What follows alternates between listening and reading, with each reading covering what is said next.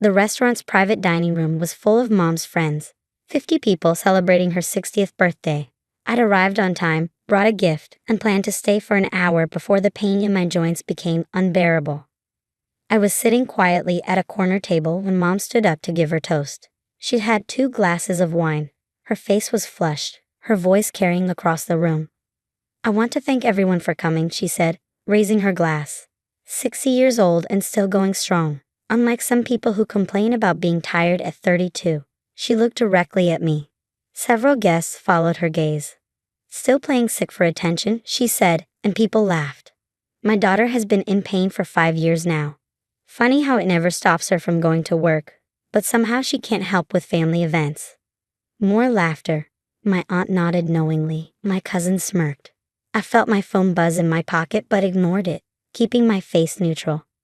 "Doctors can't find anything wrong," Mom continued, "because there's nothing wrong. It's all in her head. But try telling her that." The room erupted in sympathetic murmurs and knowing glances in my direction. I pulled out my phone. The notification was from the patient portal. Lab results available. I opened the app while Mom continued her speech about how hard it was to have a dramatic daughter. The results loaded. Complete blood panel, inflammatory markers, autoimmune screening. All the tests my rheumatologist had ordered last month after 5 years of symptoms without a clear diagnosis. The words jumped out at me. Elevated ANA, positive anti-GNA antibodies. Markers consistent with systemic lupus erythematosus. Refer to rheumatology for treatment plan. Lupus. After 5 years of being told I was fine, that it was stress, that I needed to exercise more, try yoga, think positive thoughts. After 5 years of pain so severe some days I couldn't grip a pen. After 5 years of my mother telling everyone I was faking, I finally had an actual diagnosis. A real, documented autoimmune disease. I looked up. Mom was still talking, saying something about how young people today don't know what real hardship is. I stood up. The movement caught her attention. She paused mid-sentence. "Funny," I said, my voice carrying across the quiet room. "The doctors just confirmed who's really sick in this family." I picked up my purse and walked out. The call started an hour later. My sister first, then my father, then my brother. I didn't answer. I was sitting in my rheumatologist's office, squeezing in an emergency appointment to discuss the results. "Lupus explains everything," Dr. Martinez said, showing me the test results on her computer screen. "The joint pain, the fatigue, the flares that come and go. You weren't imagining it. This is a real serious autoimmune condition." "What's the treatment?" "We'll start with hydroxychloroquine, possibly add an immunosuppressant depending on how you respond. We need to monitor your kidney function closely, as lupus can affect the kidneys.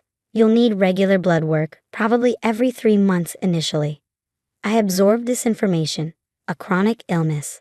Medication. Monitoring. But also validation, proof that I wasn't crazy, that the pain was real. "Can I ask?" Dr. Martinez said carefully, "Do you have family support?" Managing a chronic condition is much easier with understanding family members. I laughed. Actually laughed. "No. My family thinks I've been faking for attention." She frowned. "That's unfortunately common with invisible illnesses. Perhaps showing them the lab results would help." Perhaps. I left with prescriptions and a stack of educational materials about lupus. Drove home, finally listened to the voicemails. My sister. "What was that dramatic exit about?" "Mom's upset. You ruined her party." My father. "Your mother is crying. You embarrassed her in front of her friends. Call her and apologize." My brother. "Really mature, making Mom's birthday about you again. Some things never change." I deleted all of them. 3 days later, my father called from a number I didn't recognize. I answered by accident. "Finally," he said. "We need to talk about your behavior at the party." "Actually, we need to talk about my lupus diagnosis." Silence. "Your what?" "Lupus. Systemic lupus erythematosus. It's an autoimmune disease. The test results came in during Mom's party. That's what I was looking at on my phone while she mocked me for being sick. I don't understand. For 5 years, I've had joint pain, fatigue, and inflammation. For 5 years, I've been going to doctors trying to figure out what was wrong. For 5 years, Mom has been telling everyone I'm faking, and during her birthday party, while she was literally mocking me for playing sick, I received confirmation that I have a serious chronic illness. More silence. So you actually have something. Yes, Dad. I actually have something. A documented autoimmune disease that will require lifelong treatment and monitoring. Your mother didn't know. Your mother didn't believe me. There's a difference. I told her I was sick. I told her about the symptoms. She chose to think I was lying. Well, she feels terrible now. Does she? Has she called to apologize? Pause. She's dealing with her own health issues right now. That's actually why I'm calling. Something in his tone made me sit up straighter. What health issues? She's been having some problems. Fatigue, swelling. The doctors ran some tests. Her kidney function is severely decreased. Stage 4 kidney failure. I absorbed this. Kidney failure. Stage 4 meant she was approaching end-stage renal disease, dialysis, transplant. When did she find out? 2 weeks ago. She didn't want to worry anyone until she had more information. 2 weeks before her birthday party. 2 weeks before she stood up and mocked me for being sick. She'd known she had kidney failure and still chose to publicly humiliate me. The doctors say she needs a transplant, Dad continued. We're all getting tested to see if anyone's a match. We'd like you to get tested too. No. What? I said no. I'm not getting tested. She's your mother. She needs a kidney. She's the mother who spent 5 years telling everyone I was faking illness, who mocked me at her own birthday party, who called me dramatic and attention-seeking. No, you can't be serious. She could die without a transplant. Then she should hope one of her other children is a match, or her friends who laughed along with her jokes. I'm sure one of them will help. You're really going to hold a grudge over some jokes? They weren't jokes, Dad. They were years of systematic dismissal of my real medical condition. And I'm not holding a grudge. I'm setting a boundary. I don't owe her my organ. She's family. Family doesn't humiliate each other at birthday parties. Family doesn't call their sick daughter a liar for 5 years. Find another donor. I hung up. The pressure campaign started immediately. My siblings called daily. Extended family members reached out. My mother's friends sent messages, all saying the same things. She's your mother. Family helps family. It was just jokes. She didn't mean it. You need to forgive her. How can you let her die? I blocked most of them. My mother finally called herself 2 weeks later. I answered. I'm sorry, she said immediately. I'm sorry for not believing you. I'm sorry for the things I said at my party. I was wrong. Okay. I'm sick, really sick. I need a kidney transplant. I know, Dad told me. Will you get tested? To see if you're a match? No. Please, I'm begging you. I could die without a transplant. You knew you had kidney failure before your birthday party, I said. You knew you were seriously ill, and you still stood up in front of 50 people and mocked me for being sick. Called me dramatic. Said I was faking. While you were in kidney failure and I had undiagnosed lupus. I was scared. I was dealing with my diagnosis and I lashed out. You lashed out at me, your daughter, who was actually sick, who needed support, and you chose cruelty instead. I said I'm sorry. You're sorry now that you need something from me, a kidney. But for 5 years, you weren't sorry. You were dismissive and mean, and you taught everyone around us to doubt me too. So you're going to let me die? Out of spite? I'm not letting you die. I'm choosing not to donate an organ to someone who spent years denying my illness. Those are different things. But you're a match. The preliminary tests show you're likely compatible. I went cold. What tests? The blood samples from your lupus diagnosis. Your doctor sent them to the transplant center at our request. That's a privacy violation. Your father signed a release. We're family. The doctors understood. I felt anger rising. You took my medical information without my consent? We needed to know if family members were potential matches. You're the same blood type. The initial markers look good. You're probably our best option. I didn't consent to that testing. Will you at least think about it? Please? I have lupus, Mom, an autoimmune disease. That makes me a higher risk donor. The surgery could trigger a major flare. It could worsen my condition. Did your doctors mention that? Silence.